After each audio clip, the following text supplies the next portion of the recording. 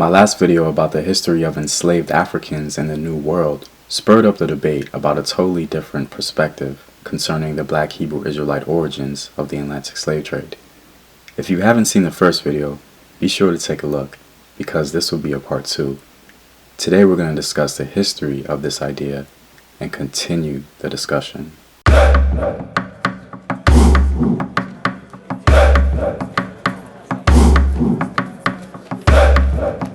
What up, African world? It's Home Team here, and I'm back at it with another video of African history, culture, and worldview. And remember, if you want full access to courses, sources, and exclusive videos, or if you just want to support the Home Team, you can do so on patreon.com. The link is in the description box below. With our continued discussion about the claims of the Black Hebrew Israelites, it's very important to note that their ideology is very diverse. But the position we're discussing is from the historical perspective of Rudolf Windsor in his book, From Babylon to Timbuktu. I chose his analysis of Black Hebrew Israelite history because his book is the most celebrated book within the Black Hebrew Israelite community. So let's keep that in mind. His primary position is that the Black Hebrew Israelite community left the Middle East and ended up in West Africa, maintaining their history, culture, laws, and written records, and also that they didn't absorb into the West African culture at all. This idea I showed in part 1 to be a very difficult thing to subscribe to given fundamental West African history. The history of the Black Hebrew Israelite community is very interesting, and they have communities all throughout the African diaspora and Africa itself. In the last video concerning the history of Judaism within West Africa, we looked at the confirmed existence of Jewish communities. Now let's look at two groups of Africans that have been confirmed and validated as being a part of the Hebrew Israelite community.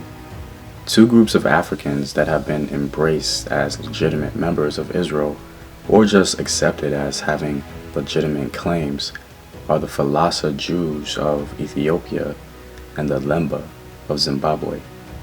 The mere existence of these communities really strengthens the argument of modern-day Black Hebrew Israelites concerning the exodus of Hebrews from Israel into Africa.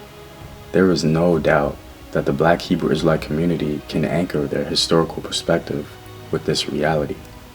Some of the truths within the Black Hebrew Israelite camp can be very compelling, giving the biblical and tangible evidence. The only problem from the outside observer seems to be the conflation of this history.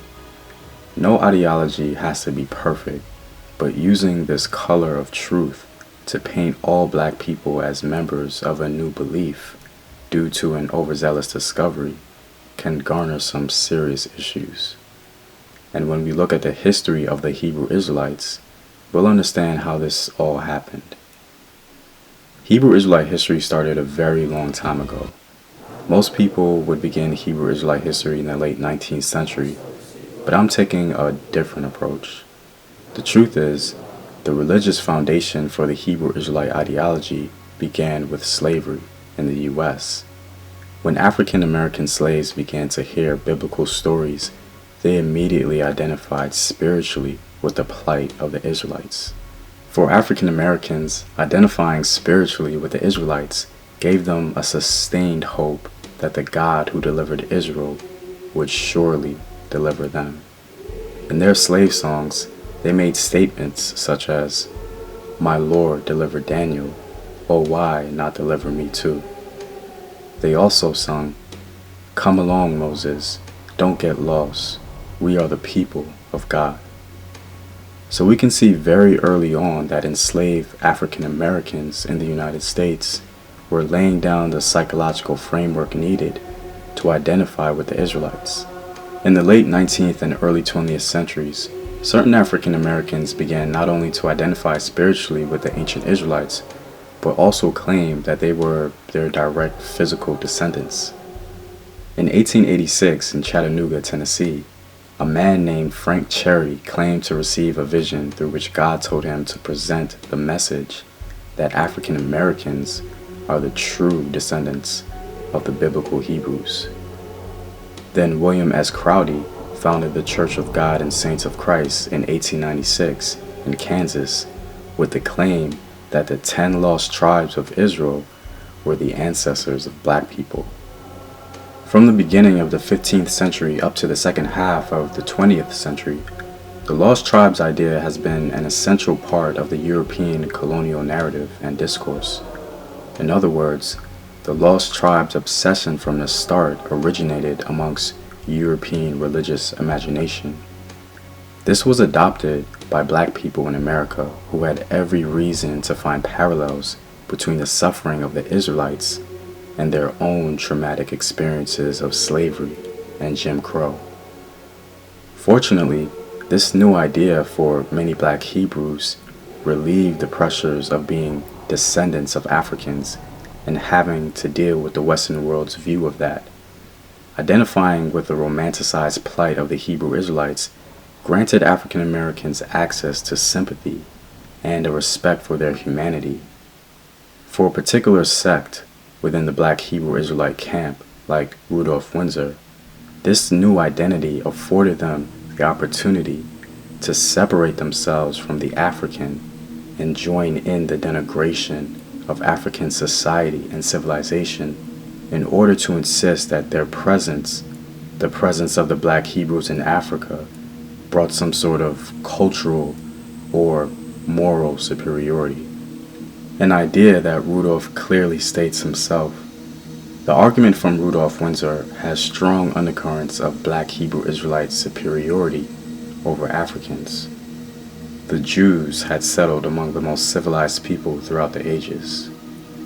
The Jews imported into the western part of Africa a superior material, educational, and moral culture soon after 300 AD. So essentially, Dr. Rudolph is saying that West Africans were less civilized and strife with moral and cultural bankruptcy until the black Hebrews, in a sense, gave them the light.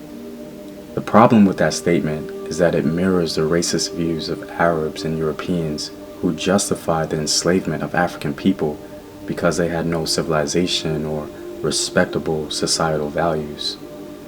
On the contrary, here are some honest records from early times concerning the Empire of Ghana, which was an African empire that was neither Jewish, Christian, or Muslim. A certain king of Ghana in the 7th century called Canisia possessed 1,000 horses, and how each of the horses slept only on a carpet with a silken rope for halter, and had 3 personal attendants, as if itself were a king. The king of Ghana is the richest king on the face of the earth. The king has a palace and a number of dome dwellings, all surrounded with an enclosure like a city wall. He sits in audience or to hear grievances against officials in a dome pavilion, around which stands 10 horses covered with gold embroidered materials.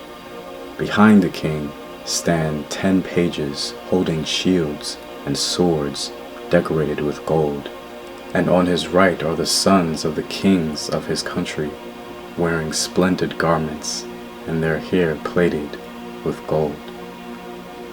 The African kings of Wagadu, or Ghana, had an appreciation for structure, order, beauty, and administrative acumen.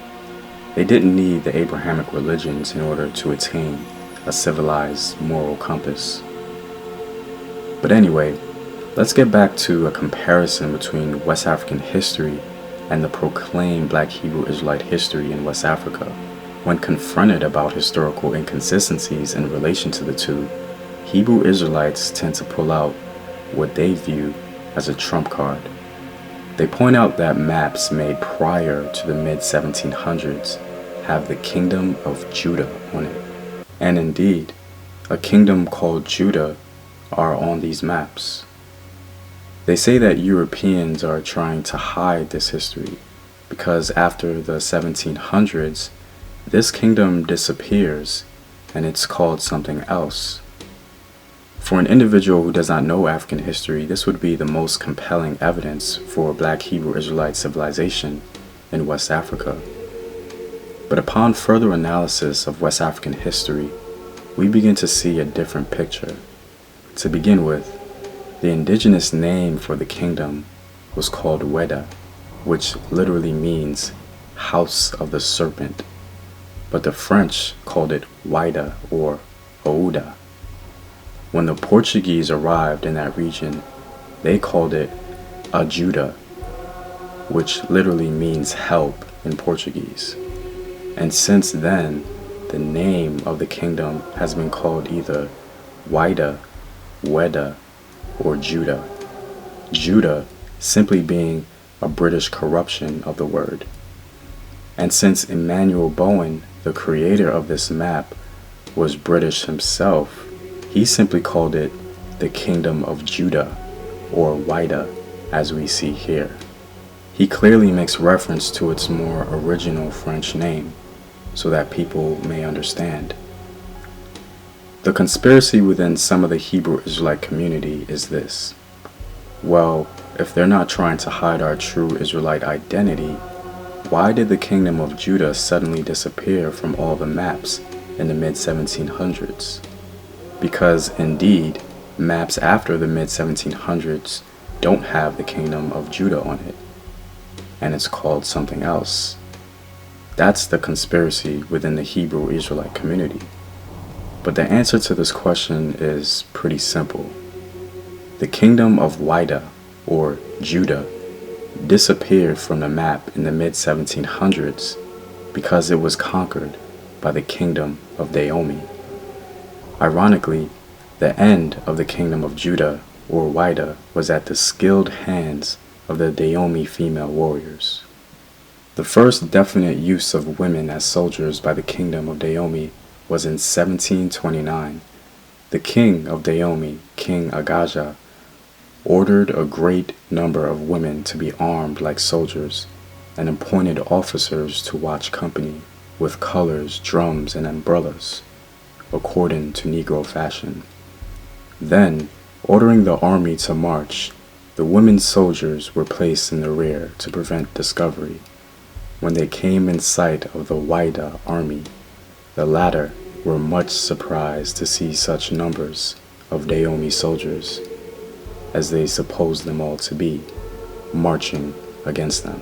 If you're not convinced yet that the Kingdom of Whydah was not a Hebrew Israelite kingdom at all and never claimed to be, let's look at the society itself and their beliefs. According to Rudolf Windsor, the black Hebrew Israelites upon their arrival in West Africa maintained their culture and history. Yet this is not at all reflected in the history of Judah or Whydah. Number one, because the inhabitants of the region never called their kingdom Judah. It was called Weddah. And like mentioned before, Weddah literally means house of serpents. Why would these people call their kingdom House of Serpents? Well, the reason is in their religion. In reference to the religion of Whydah or Judah, the sources have this to say. The one element that attracted regular notice and commentary was the cult of the snake god Dangbe. This was generally recognized as deriving from pre-Dahomean days. So before the conquering of the Kingdom of Judah, which again was named by the Portuguese and the British, these Africans clearly venerated and worshipped a snake god they called Dangbe, similar to how the Soninka of the Ghana Empire venerated a snake deity. In fact, an illustration by European visitors to the Kingdom of Judah during the coronation of the king, we clearly see a snake present right in the middle of the whole procession because their religion clearly demonstrates their worship of snakes. So we have to ask ourselves, if what the Hebrew Israelites are saying is correct about the kingdom of Whydah or Judah being a black Hebrew kingdom, then why would the Hebrews be worshiping a snake, especially during a pivotal time of crowning a king, a moment in which your beliefs and history should be on full display, which they were? It becomes very difficult to conclude that the kingdom of Judah, Ghana, or Songhai were black Hebrew states when we understand West African history, culture, and religion. Now, the argument from some conservative Hebrew Israelites tend to excuse this historical narrative because they claim that black Hebrews simply began to worship other gods and forgot who they were. They point to the fact that they did this throughout history. The problem for an outside observer is that you can't simultaneously proclaim that the Black Hebrews maintained their culture, laws, and written records and did not absorb into the African populace via Rudolph Windsor's claim, and also that they forgot their language, culture, and laws, but there existed a kingdom of Judah in West Africa, alluding that they were Black Hebrews who knew who they were. These two liberal and conservative Black Hebrew Israelite historical perspectives cannot coexist given their collective evidential claims. In my previous video, I promised that I would discuss the Black Hebrew Israelites' most powerful biblical argument. One of the most convincing claims from the Hebrew Israelites comes straight from the Bible in Deuteronomy chapter 28. This chapter is one of the primary pieces of evidence for the Hebrew Israelite community. It's so convincing and compelling that it became one of the foundational talking points for people within the community and even in popular culture. Kendrick Lamar himself makes reference to it in his song, Fear. Cursed people. Deuteronomy 28 and 28 says, "The Lord shall smite thee with madness and blindness and astonishment of heart." The overwhelming majority of Hebrew Israelites believe that the transatlantic slave trade was predicted in Deuteronomy chapter 28, verse 68. "And the Lord shall bring thee into Egypt again with ships, by the way whereof I spake unto thee. Thou shalt see it no more again. And there ye shall be sold unto your enemies for bound men and bound women, and no man shall buy you." This is a great verse that Hebrew Israelites use to confirm the transatlantic voyage of Black Hebrews. There will always be disagreements as to what this verse is really saying on both ideological ends, but I'll just document both arguments here and explain how the Black Hebrew Israelite community makes it work for their perspective. For most Black Hebrews, concerning this verse, Egypt is just a spiritual reference for America or the Americas. And the part about, and I quote, "no man shall buy you," simply means that no man will save you, according to many Hebrew Israelites. Now, according to Josephus, who was a 1st century Romano-Jewish scholar and historian, Jerusalem was taken by Titus, and many Jews were enslaved in Egypt once again. Thomas Newton, a biblical scholar and author, also points out the following theological thought concerning the Israelite reference in Deuteronomy chapter 28. "They had come out of Egypt triumphant, but now they should return thither as slaves. They had walked through the sea as dry land at their coming out, but now they should be carried thither in ships. They might be carried thither in the ships of the Tyrian or Sidonian merchants, or by the Romans who had a fleet in the Mediterranean, and this was a much safer way of conveying so many prisoners than sending them by land." Josephus also gives commentary as to the last portion of the biblical prophecy from his perspective in reference to "no man shall buy you." Of the captives who were above 17 years, he sent many bound to the works in Egypt. Those under 17 were sold, but so little care was taken of these captives that 11,000 of them perished for want. Josephus, by the way, claimed to have witnessed himself the taking of Jerusalem by Titus and was under his protection. Whatever perspective we want to subscribe to, the fact remains that there are older interpretations of the scripture from a man of that time who claimed to see Jews being persecuted and sent to Egypt, which does align with the biblical prophecy. Given this history, some more conservative Hebrew Israelites don't deny what Josephus says and his first-hand account, because he was actually there. But they believe that event was just a part of the prophecy. They proclaim that the transatlantic slave trade was a second portion and completion of the biblical prophecy in Deuteronomy. The historical proclamations of the Black Hebrew Israelites are compelling on the surface level. The only issue seems to be the conflation of history and the romanticized filling of historical gaps. Whatever we want to subscribe to is ultimately up to us. Well, I'm all out, guys. If you like this video and would like to see more, be sure to support the home team on Patreon. The link is in the description box below. Know thyself. Remember your ancestors. Peace.